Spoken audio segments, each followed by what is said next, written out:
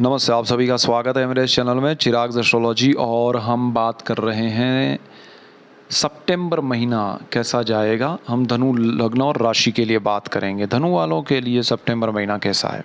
Sagittarius moon sign and ascendant both of them. So the situation, this is the chart for 30th सितंबर। Last date जो है कुंडली उस दिन की है।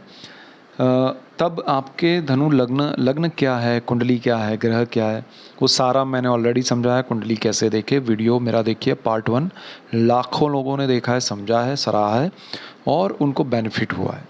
तो आप भी उसका बेनिफिट लीजिए ताकि आपको क्लैरिटी हो। सो यहाँ पर धनु लग्न के लिए ये पहला स्थान है। तीसरे स्थान में शनि वक्री स्थिति में सितंबर में रहेंगे थ्रू आउट।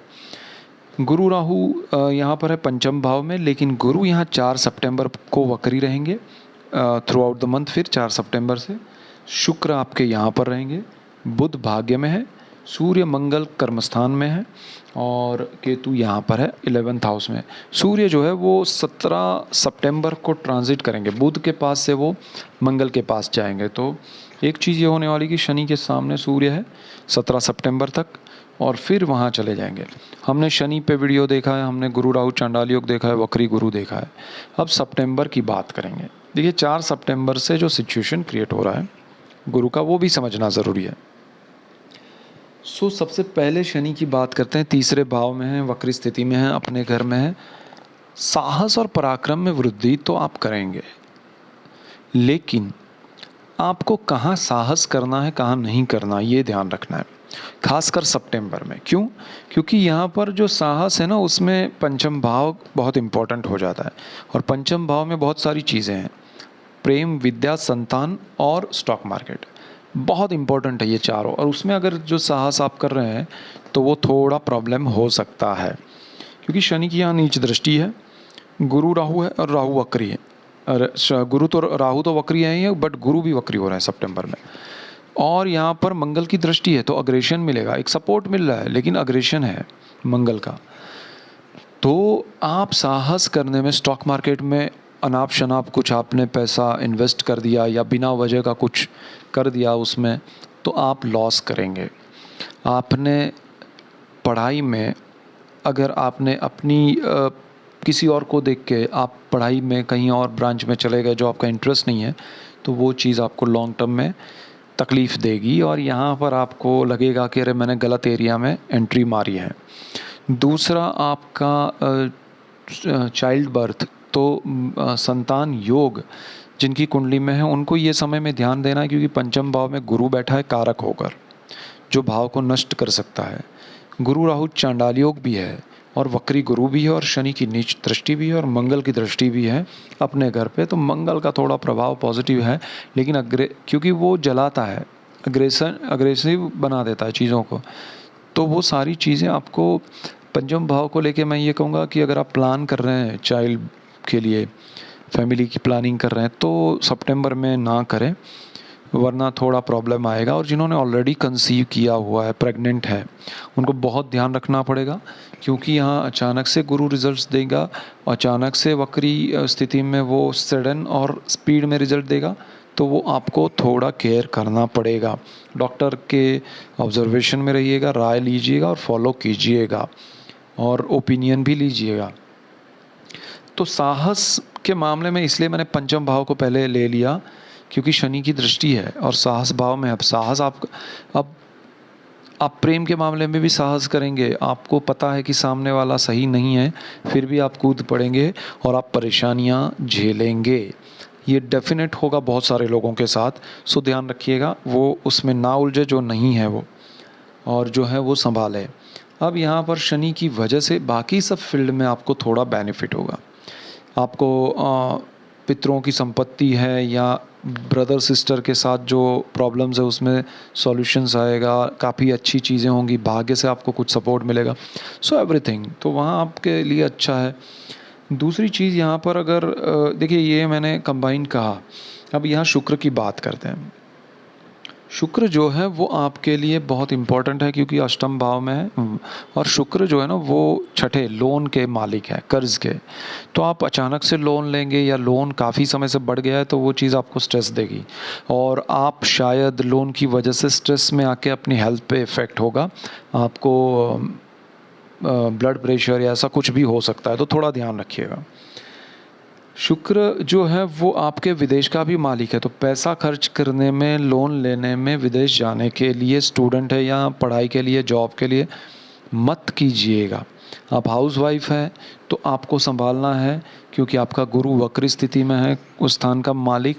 आपको अपने आप को बिना वजह के खर्चों से संभालना है, अपने बच्चों के लिए। अच्छा, जो पेरेंट्स हैं और उनके बच्चे हैं जो पढ़ाई कर रहे हैं, जॉब या बिज़नेस में, बहुत उनको गाइड कीजिएगा, बहुत उनको सपोर्ट कीजिएगा। उनके लिए जो आप ध्यान रख सकते हैं वो रखिएगा कि वो क्या कर रहे हैं क्या नहीं है, और वो कोई बड़ा इन्वेस्टमेंट करने जा रहे हैं, बड़ा कुछ उनके मन में कोई चल रहा है, आपको ध्यान देना पड़ेगा, अदरवाइज़ वो बहुत कुछ बड़ा लॉस कर सकते हैं अपने जॉब में, बिज़नेस में। कोई बड़ा स्टेप ना भरे, वो ध्यान रखिएगा। बुध यहाँ भाग्य में है, अच्छा है, कर्मस्थान का मालिक है, भाग्य में है, 7th हाउस का मालिक है, भाग्य में है, ठीक है। लेकिन बुध के साथ सूर्य भी रहेगा 17 सितंबर तक। 17 सितंबर के बाद बुध यहाँ जाएगा, अरे सूर्य यहाँ जाएगा। तो सूर्य बुध का ये योग भाग्य में बहुत अच्छा है, शनि की दृष्टि है भाग्य स्थान पे, तो वो कोई नेगेटिव नहीं है, लेकिन आपको भाग्य से बहुत कुछ मिलेगा। जो चीज़ आप, सपोज़ आपकी झोली में 2 चीज़ आके गिरती है भाग्य से, एक में आपको लॉन्ग प्रोबेबिलिटी लगती है, लॉन्ग एक रास्ता लगता है कि कुछ होगा अच्छा, और दूसरे में आपको शॉर्ट टर्म का बहुत बड़ा बेनिफिट दिख रहा है, तो लॉन्ग टर्म को चुनिएगा, उससे आपको बेनिफिट होगा। और सूर्य जब यहाँ 17 सितंबर को यहाँ चले जाएंगे, मंगल के साथ अंगारक योग करेंगे, तब ध्यान ये रखना है कि आपको बड़ा कोई निर्णय जॉब को लेके नहीं लेना है, अपने काम को लेके, बिज़नेस को लेके। हाउसवाइफ है तो इन्वेस्टमेंट, किसी को पैसा बचाया हुआ दे देना नहीं है। स्टूडेंट है तो आपकी स्कॉलरशिप या आपको कोई इनकम आ रही है या नहीं आ रही है तो शुरू होगी, लेकिन शुरू होने के बाद आप गलत जगह पे इन्वेस्ट करना या खर्च करना ना शुरू कर दे, वो ध्यान रखिएगा। यहाँ अंगारक योग में आपको थोड़ा जो अर्निंग है वो अनकंट्रोल्ड हो जाएगा या ऊपर नीचे होगा, सो बी केयरफुल, थोड़ा ध्यान रखिएगा। खर्च आपके ज़्यादा होंगे अर्निंग से। केतु यहाँ 11th हाउस में है, लक्ष्मी भाव है, सोर्स ऑफ इनकम है। ये सब जो कर रहे हैं उससे ज़बरदस्त इफेक्ट यहाँ पर केतु अकेला कर सकता है। आपकी इनकम को वो या तो बंद कर सकता है या कहीं ऐसी जगह डाइवर्ट करेगा कि जिसमें आप उलझे रहेंगे, कुछ होगा नहीं, कुछ रिजल्ट नहीं मिलेगा, कुछ आएगा नहीं, लेकिन जाएगा ज़रूर। तो केतु का ये ध्यान रखना है कि आपको कुछ करना नहीं है, जो है वो बचा के रखना है, वो बेटर रहेगा। और आपका लग्नेश है गुरु, जो कि राहु के साथ चांडाल योग में और 4 सितंबर से थ्रू आउट द मंथ वक्री है। थॉट्स आपके अनलिमिटेड होंगे, beyond the limits and beyond the imagination. आपको बहुत ही नेगेटिविटी फील होगी, आपको बहुत ही आसपास में एक प्रकार से तकलीफ या ऐसा लगेगा कि ये सही नहीं चल रहा है। This is because of that Rahu Guru combination, और वक्री गुरु की वजह से ज़्यादा होगा, स्पीड में होगा, अचानक से होगा, आपको ये लगेगा कि ये क्यों होने लगा। सो मेडिटेशन, प्राणायाम, योगा कीजिए।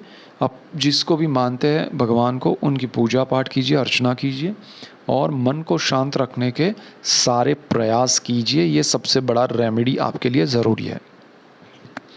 अब ओवरऑल चीज़ों में गुरु वक्री स्थिति में जिन जिन स्थानों पर, वैसे वक्री गुरु का मैंने वीडियो बनाया, शनि का सबका बनाया है, वक्री गुरु जिन जिन स्थानों पर दृष्टि कर रहा है उसमें आपका पहला भाव भी है और वहाँ राहु भी है, और वक्री स्थिति में दोनों करेंगे। इसीलिए आपको ज़्यादा लालच में आके कोई इन्वेस्टमेंट या कुछ नहीं करना है। आपको भाग्य से जो ये सितंबर में मिले उतना लेना है। जॉब में कुछ नहीं करना है, बिज़नेस में कुछ बड़ा निर्णय नहीं लेना है, लोन तो बिल्कुल नहीं लेना है, बहुत इमरजेंसी है तो थोड़ा कुछ लीजिए, बहुत कुछ बड़ा नहीं करना है, अदरवाइज़ आपको लॉस होगा, तकलीफ़ होगी, स्ट्रेस होगा। सो ये चीज़ है। और मैं धनु के लिए, क्योंकि ये दृष्टियाँ ऐसी हैं, आपका लग्न है, आपकी राशि है और गुरु वहाँ चांडाल योग में है, मंगल की भी दृष्टि है वहाँ पर, शनि की भी नीच दृष्टि है। सो यहाँ बहुत बड़ी चीज़ें हैं, आप अपने जितने भी थॉट हैं उनको डाइवर्ट कीजिए आपके पूजा पाठ में। आप जिनको भी मानते हैं उनको प्रेयर कीजिए। जब भी आपको ऐसे नेगेटिव थॉट्स आए, कुछ भी आए, तो आप उनका नाम जप शुरू रखिए और मंत्र स्तोत्र किया कीजिए, आपके जीवन में अच्छा होगा। So don't worry. That's it for today. Keep watching Chirag's astrology. Thank you for watching. God bless you and goodbye. Thank you.